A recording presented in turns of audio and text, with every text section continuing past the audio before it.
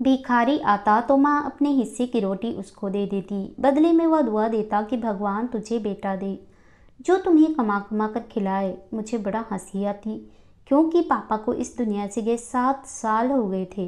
पर उसकी यह दुआ सुनकर माँ बहुत खुश होती और रोजाना अल्ट्रासाउंड भी करवाती। एक रात अचानक पड़ोसन की तबीयत खराब हुई तो माँ वहाँ चली गई। मैं माँ के बिस्तर पर लेट गई। यह मेरी सबसे बड़ी गलती थी क्योंकि अचानक माँ समझकर कोई मर्द मुझे। आज फिर सुबह ही सुबह वही भिखारी आकर गली में भीख मांगने लगा जो रोज इस वक्त आकर सारे मोहल्ले से मांगा करता था। मुझे इस भिखारी के आने से सख्त गुस्सा होती थी क्योंकि उसके आते ही माँ अपने हिस्से की रोटी जाकर उसे दे आती और खुद भूखे रह जाती। पहले ही हम लोग बहुत मुश्किल से वक्त काट रहे थे। पापा के जाने के बाद से 2 वक्त की रोटी भी मुश्किल से नसीब होती थी और उसमें भी माँ अपने हिस्से की रोटी उसे दे देती। उस भिखारी का हुलिया भी मुझे अजीब ही लगता था। बड़े बड़े कड़े हाथों में और गले में पहने होते और आंखों में भर भर के सुरमा डाला होता था जिससे उसकी शक्ल अजीब सी लगती थी। पूरा मोहल्ला उस भिखारी को सर आंखों पर बिठाते थे क्योंकि सबका मानना था कि उस भिखारी की दुआ में बड़ा असर है और यही सबसे बड़ी वजह थी जिसकी वजह से मैं उससे दूरी रखती थी और उसे नापसंद करती थी। जब भी माँ उसे अपने हिस्से की रोटी जाकर देती वह भिखारी बदले में कहता कि तुझे भगवान बेटा देगा जो तुझे कमा कमा कर खिलाएगा और तेरे दिन फिर देगा। मुझे इस दुआ से भिखारी झूठा लगता था क्योंकि पापा को तो इस दुनिया से गए 7 साल हो चुके थे। मेरा नाम नेहा है, सब मुझे प्यार से नेहू कहते थे। इन सब की बस मेरे माँ बाप ही आते थे क्योंकि इनके अलावा मैंने कभी किसी को अपने आसपास भी नहीं देखा था। ना ही मेरा कोई बहन भाई था और ना ही कोई रिश्तेदार। बस मोहल्ले में ही 1-2 दोस्त थी जो कभी कभी फ्री का लेती थी। जब मैंने होश संभाला और स्कूल जाना शुरू किया तो अपने दोस्तों को उनके रिश्तेदारों के घर जाता देखकर मैं बहुत उदास होती कि मेरा कोई रिश्तेदार क्यों नहीं है। माँ से पूछती तो वह कहती कि मेरा कोई बहन भाई इस दुनिया में नहीं और तेरे बाप के रिश्तेदार हमसे नाराज हैं। जब मैं थोड़ी बड़ी हुई तो पता चला कि मेरे माँ बाप ने पसंद की शादी की थी इसलिए उनको घर से निकाल दिया गया था और उनके साथ सारे रिश्ते तोड़ दिए गए थे। मेरा बाप एक मजदूर आदमी था, सारा दिन मेहनत मजदूरी करता था तो हमें शाम को खाना मिलता था। मेरी माँ को पीरों और फकीरों पर बड़ा विश्वास था। वह हर मंगलवार किसी बाबा के पास जाती और अपने हालत के बदलने की दुआएं करवाती रहती थी। एक बाबा साहब ने कहा था कि अगले साल हमारे हालात जरूर बदल जाएंगे और कोई बहुत बड़ी खुशी मिलेगी। मैंने कहा माँ मुझे तो बहन या भाई की खुशी चाहिए। मेरा बड़ा दिल चाहता था कि मेरा कोई छोटा बहन या भाई हो जिसके साथ मैं खेलूं कूदूं। माँ को भी बेटे की बड़ी आरज़ू थी। मैं 8 साल की थी मगर माँ की इस बात की अगले साल हमें कोई खुशी मिलेगी मेरे दिल में भी उम्मीद जागती थी। लेकिन अगले साल यह हो गया कि जिसके बारे में हमने ख्वाब में भी नहीं सोचा था। मेरा बाप रोज की तरह काम के लिए घर से निकला मगर वापस चारपाई पर आया। उस वक्त मैं छोटी थी इसलिए मालूम नहीं हो पाया कि पापा को क्या हुआ था। बस इतना याद है कि पापा मर गए थे। हैरत तो मुझे माँ पर हुई जो इतनी बड़ी खबर सुनकर भी सुकून से बैठी रही। मुझे आखिरी बार पापा का चेहरा भी न देखने दिया। किसी के मुंह से सुना था कि तेरे ताया और चाचा भी आए थे मगर उन्होंने बस अपने भाई के शोक में आए और चले गए। मुझे प्यार करना तो दूर की बात उन्होंने मुझे देखना तक गवारा नहीं किया था। मेरी माँ बिल्कुल खामोश थी, उसकी आंखों से एक आंसू न बहा। मेरे बाप की मौत हो गई थी तो मेरी माँ ने वह मोहल्ला ही छोड़ दिया। पापा के जाने के बाद माँ का ज़्यादातर वक्त घर से बाहर गुजरने लगा था। मैं नहीं जानती थी कि वो सारा वक्त बाहर क्या करती थी। शाम को घर आती तो हम दोनों के लिए खाना लाती। मैं माँ से पूछती कि माँ सारा दिन कहाँ होती हो तो सुकून से कहती काम करने जाती हूँ। मैं अब बड़ी हो रही थी इसलिए मुझे लोगों की बातें बहुत बुरी लगती। जब मोहल्ले वाली औरतें माँ को देखकर अजीब अजीब बातें करती थी। मैं माँ से पूछती तो माँ कहती लोगों की बातों पर ध्यान न दिया कर। मैंने एक बार रास्ते में माँ को देखा, वह एक कोठी के अंदर जा रही थी। मुझे भी ताज्जुब हुआ तो मैं भी माँ के आवाज़ें देती अंदर चली गई। वह बहुत खूबसूरत घर था। मैंने माँ को यही आते देखा था, इसलिए बिना सोचे समझे उसके पीछे अंदर तक चली आई। अचानक एक कमरे से मेरी माँ बाहर निकली। मुझे यूं उसे घर में चलता फिरता देखकर उसके चेहरे की रंग तो उड़ गई। जल्दी से मेरा हाथ पकड़ा और मुझे खींचते हुए घर से बाहर ले आई। मुझे गुस्से से डांटते हुए माँ ने कहा, तू अंदर कैसे आई? मेरा पीछा कर रही थी। मैंने रोते हुए कहा, मैं तो स्कूल से वापस आ रही थी कि रास्ते में आपको देखा, आपको आवाज़ देते हुए पीछे आ गई। माँ ने सख्ती से कहा, खबरदार, आज के बाद तुमने अगर मुझे रास्ते में कहीं भी देख लिया तो तुम मुझे आवाज़ नहीं दोगी और ना ही मेरे पीछे आओगी। वह मेरा घर नहीं, मेरे मालिकों का है। मैं वहाँ काम करने चाहती हूँ। आज के बाद से मुझे दूसरे रास्ते से घर आ जाती नजर ना आना। अपने स्कूल में रोते हुए घर वापस आ गई। मैं 13 साल की हो गई थी और माँ अभी तक मुझे बच्ची ही समझती थी। अगले 2 सालों ने एकदम ही मेरे शरीर बढ़ा दी थी। मैं 15 साल की थी मगर मेरा कद माँ जितना हो गया था, इसलिए मैं अब घर से बाहर कम ही निकलती थी। उस भिखारी की अपनी गली में मौजूदगी मैंने नोटिस की थी और माँ बाजार से आ रहे थे। जब उस भिखारी ने रास्ते में कुछ खाने को मांगा, उस वक्त माँ के हाथ में जितने पैसे थे सब भिखारी को दे दी। बदले में उस भिखारी ने माँ को बेटे की दुआ दी, जिसे सुनकर मैं तो हंस पड़ी, मगर माँ तो यूं खुश हुई जैसे उसे दुनिया जहां की दौलत मिल गई हो। जैसे ही उस भिखारी को पता चला कि बेटे की दुआ पर खुश होकर उस औरत ने पैसे दिए हैं, उसने रोज हमारी गली में आना शुरू कर दिया और माँ अपने हिस्से की रोटी उसको दे देती। मैं कहती, माँ तुम विधवा हो, पापा को मरे 7 दिन नहीं 7 साल गुजर गए हैं, तुम्हें बेटा कैसे हो सकता है? मगर माँ तो जैसे रोज इसी दुआ के ताजुर में रहती थी। मैंने मैट्रिक करके एक हॉस्पिटल में नौकरी कर ली ताकि अब माँ का कामकाज से मना कर सकूं। एक दिन अस्पताल में मैंने माँ को देखा। मैं हैरान हुई। उसके जाने के बाद मैंने डॉक्टर से पूछा कि यह किस लिए आई थी, तो कहने लगी यह औरत अल्ट्रासाउंड के लिए आई थी। यह सुनकर तो मैं हैरान हो गई। मेरा दिल किया अपना सर पीट लूं। माँ को क्या हो गया? ऐसा भला कैसे हो सकता है? बेटा तो तभी होगा ना जब माँ ने शादी की हो। अगर माँ चाहती तो शादी कर सकती थी। मैंने कौन सा कोई मना किया था जो उन्हें छुपाकर शादी करनी पड़ती। लेकिन रोज ही माँ अल्ट्रासाउंड करवाने आ जाती। मैं तो शर्मिंदगी के मारे किसी को बताती भी नहीं कि यह मेरी माँ है। मेरी समझ में बिल्कुल नहीं आ रहा था कि माँ क्या चाहती है, क्यों यह सब करके अपना मजाक बनवा रही है। डॉक्टर्स भी हंसती थी कि अजीब औरत है, रोज अल्ट्रासाउंड करवाने आ जाती है। मैंने सोचा कि माँ से साफ और सीधी बात करनी पड़ेगी, इस तरह से तो अपना तमाशा बनवा रही है। वहाँ मैंने घर जाकर माँ के कमरे के दरवाजे पर दस्तक दी और कहा, माँ मुझे तुमसे बात करनी है। माँ ने बजाय दरवाज़ा खोलने के अंदर से आवाज़ दी, अभी कमरे में जाकर लेट जाओ, शाम हो रही है, सुबह बात करेंगे। मैंने कहा, माँ दरवाज़ा तो खोलो, सिर्फ 2 मिनट की बात है। माँ के दरवाजे से सर निकालते हुए पूछा, हाँ बोलो क्या बात करनी है? मैंने कहा, माँ क्या कमरे में कोई है? पता नहीं इस सवाल पर माँ घबरा गई थी या मुझे लगा कि वह घबरा गई है। कहने लगी, नहीं कमरे में किसको होना है, तुम आओ अंदर आकर बात करो। मैं माँ के कमरे में चली गई, हर तरफ नजर दौड़ाई मगर मुझे कोई नजर नहीं आया।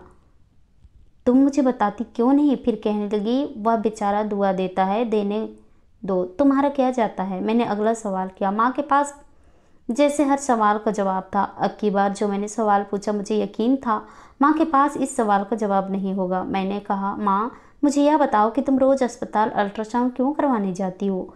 मेरा ये वाला सवाल सुनकर माँ वाकई हैरान हो गई थी। उन्हें मालूम नहीं था कि मैं उसी अस्पताल में एक डॉक्टर की डायरी लिखती थी। इससे पहले कि माँ इस सवाल का जवाब देती, अचानक दरवाजे पर दस्तक हुई तो माँ की इस सवाल से बचत हो गई, क्योंकि पड़ोसन आ गई थी। अब घंटा तो उसी ने ले लेना था। मैंने सोचा कल पूछूंगी कि माँ अल्ट्रासाउंड करवाने क्यों जाती है। रोजाना अगले दिन रात के 10 बज रहे थे। दरवाजे पर दस्तक हुई। रात के दरवाजे पर मुझे जाना मना था।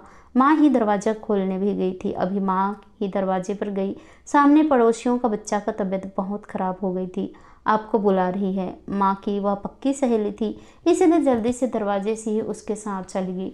जाते जाते कह गई, अपने कमरे में चली जाओ, अब दरवाज़ा बंद कर लेना।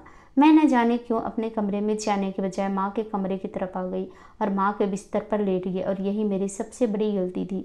मुझे ऐसा नहीं करना चाहिए था, क्योंकि माँ समझकर किसी ने अचानक माँ का नाम लेकर मुझ पर से कंबल हटाया था।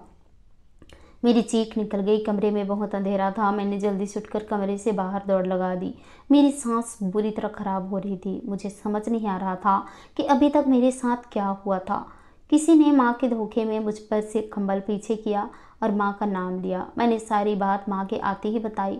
माँ ने सारी बात सुनने के बाद मुझे कहा कि फिर तुझे गलतफहमी हो रही है, कमरे में कोई नहीं है। मैंने कहा नहीं माँ, कमरे में कोई था, मैंने खुद किसी की आवाज़ सुनी थी।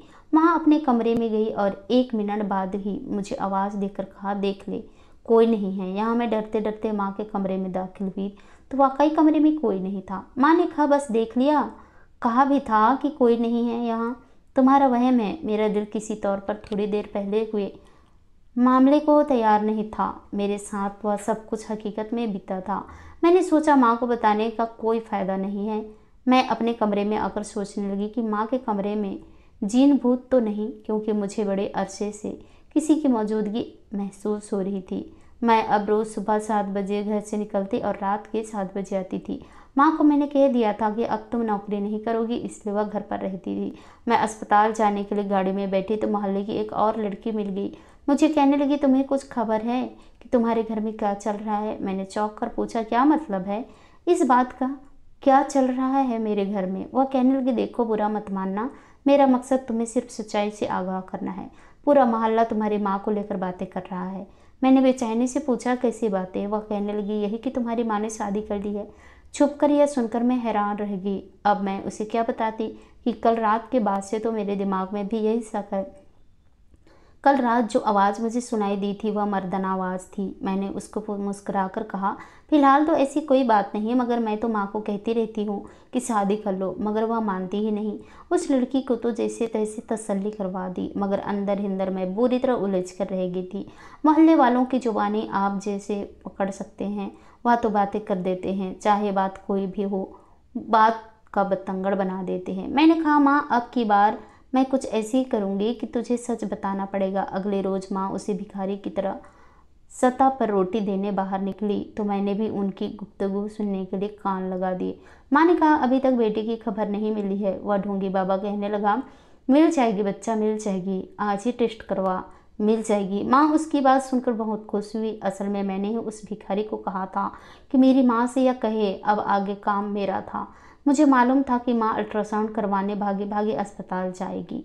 मैंने कहा वहाँ की डॉक्टर को भी अपनी मदद के लिए पहले से ही कह दिया कि फला नाम और हुलिया की औरत आए तो अपने झूठ बोलते हुए उसे कहना कि वो बेटे की माँ बनने वाली है। मैं जानती हूँ अपनी माँ को बेवकूफ़ बनाना अच्छी बात नहीं है, मगर राज जानने के लिए मेरे पास और कोई रास्ता नहीं था। माँ थोड़ी देर बाद अस्पताल चली गई और मैं घर पर रुकी रही। अपने प्लान को पूरा करने के लिए मैंने आज काम से छुट्टी ले ली थी। 2 घंटे बाद माँ की वापसी हुई। वह बहुत खुश लग रही थी, इतना खुश कि उसने खुशी छुपाए नहीं छुप रही थी। घर आई तो मैंने कहा माँ कहाँ से आ रही हो, बहुत खुश दिखाई दे रही हो, सब खैरियत है ना। कहने लगी हाँ हाँ सब खैरियत है, बाद में बताऊंगी। या कहकर वह अपने कमरे की तरफ बढ़ने लगी तो मैंने कहा माँ अभी अंदर ना जाओ, मैंने कमरे में आग लगा रखी है, क्योंकि बाबा साहब ने कहा था कि मेरी बात पूरी सुने बगैर ही माँ आग का नाम सुनकर बदहवास हो गई। जल्दी से मुझे पीछे धक्का देकर वह कमरे की तरफ भागी। मैंने पहले ही धुआं फैला रखा था। मैंने कहा माँ कमरे से बाहर आ जाओ, मैंने हर तरफ पेट्रोल छिड़क दिया है और बस तिल्ली लगाने लगी हूँ। आपके कमरे में भूत है, यह सब करने को मुझे बाबा साहब ने कहा था। मैंने माँ को दिखाने की खातिर थोड़ी सी जगह पर पेट्रोल फेंका था। माचिस की तिल्ली फेंकी तो आग भड़क उठी। माँ बदहवास होकर अलमारी के पीछे भागी। जल्दी से अलमारी को एक तरफ सरकाया तो अलमारी में एक तरफ एक कमरा नजर आया। इससे पहले कि पूरे कमरे में आग लग जाए मैंने खुश अंदाज में खुद को देखा, कैसे रंगे हाथों पकड़ा मैंने अपनी माँ को, लेकिन अलमारी से बाहर निकलते आदमी को देखकर मैं सन रह गई। मेरे सर पर कयामत टूट पड़ी। मेरे मुंह से आवाज़ निकला पापा। अलमारी के पीछे खुफिया कमरे से निकलने वाला कोई और नहीं, मेरा बाप था।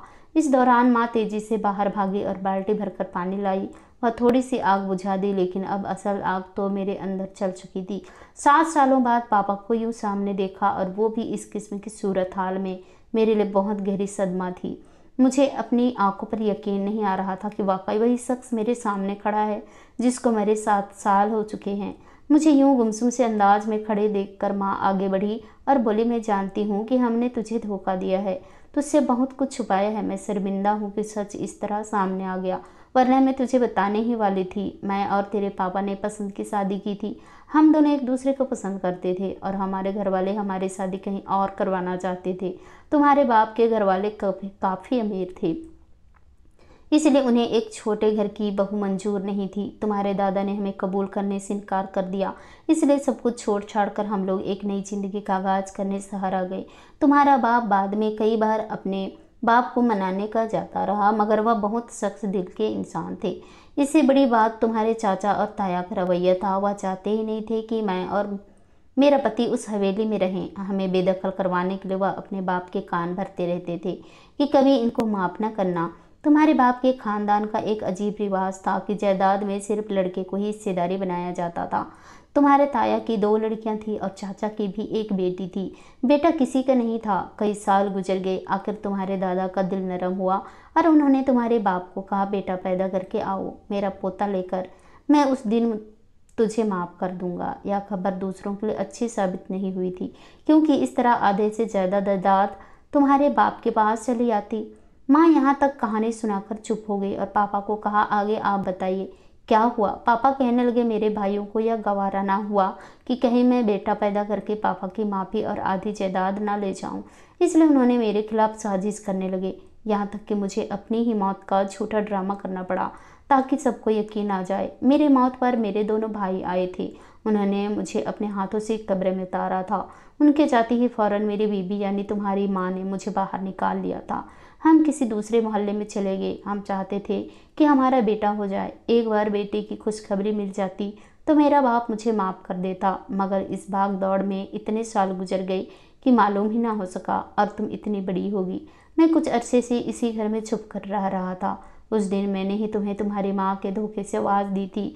माँ ने पापा के चुप होने पर कहा, लेकिन अब भगवान ने हमारी सुन ली है। मैं अभी अल्ट्रासाउंड करवा कर आई हूँ। मैं बेटे की माँ बनने वाली हूँ। हमारा 7 साल का सब्र रंग ले आया। माँ और पापा की बेटा की आशा खुशी देखकर मैं दिल ही दिल में शर्मिंदा हुई, क्योंकि मैंने ही डॉक्टर को यह झूठ बोलने को कहा था। मैं सुबह अस्पताल ड्यूटी पर गई तो वह डॉक्टर जिसको मैंने यह सब कहने को कहा था मुझे कहने लगी, यार अस्पताल में कल मैं खुद नहीं आ सकी, खानदान में इमरजेंसी हो गई थी। तुम्हारी माँ कल आई थी क्या? मैंने चौंक कर सिर उठाया। अगर वह कल नहीं थी तो इसका मतलब था कि किसी और डॉक्टर ने माँ का चेकअप किया था और वह खबर सच्ची थी। मेरी माँ सच में बेटी की माँ बनने वाली थी। मैं उसी वक्त सजदे में गिर गई। मैं तो कल से माँ और पापा से नज़र ही नहीं मिला पा रही थी कि जब इन्हें पता चलेगा कि मैंने झूठ बुलवाया था तो वह क्या सोचेंगे, मगर खुदा की कुदरत की यह सच हो गया। मैं बहुत खुश हुई। घर जाते हुए मैंने मिठाई खरीदी, क्योंकि अब हमारे दिन फिरने वाले थे। जैसे ही मेरा भाई पैदा होता हम उसे लेकर उसका वारिस दिखाने, जिसके लिए मेरे माँ बाप ने अजियत सही थी। बाद में यही सब हुआ। दादा ने अपने दूसरे दोनों बेटों को सज़ा के तौर पर उनकी जायदाद से बेदखल कर दिया और माफ़ी भी मांगी। मेरा भाई ही उनकी जायदाद का इकलौता वारिस है। आशा करती हूँ दोस्तों आप लोगों को ये कहानी पसंद आई होगी। कहानी पसंद आई तो कहानी को लाइक कीजिए, शेयर कीजिए, कमेंट कीजिए और ऐसे कहानी सुनने के लिए प्लीज़ हमारे चैनल को सब्सक्राइब जरूर कीजिए।